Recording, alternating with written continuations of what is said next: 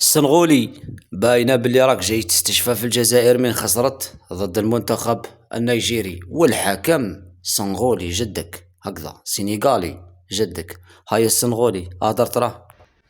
اونفان فهمت معنى لعبوا مع والو. اليوم المنتخب النيجيري كان لعب مع والو حرفيا.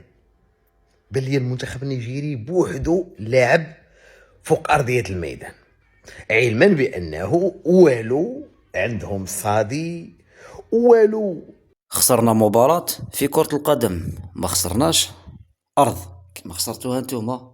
حنا خسرنا مباراة وما هيش نهاية العالم، عادي بكل روح رياضية. خسرنا أمام المنتخب النيجيري، ما خسرناش الأرض وداروا لنا بالحبل الأزرق اللي ما قدرتوش تقطعوه.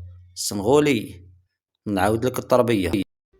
عندهم السوخوي، والو عندهم الكاتسون، والو عندهم الثقب الاسود، ومع ذلك ما كاين والو.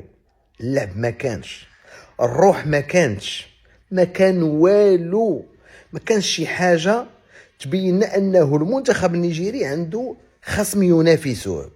راه جاي نهاركم بإذن الله ويطرطق فيكم السخو وصواريخ اسكندر، الصواريخ اللي شريناهم والأسلحة اللي شريناهم كامل بإذن الله نطلقوهم في المروك.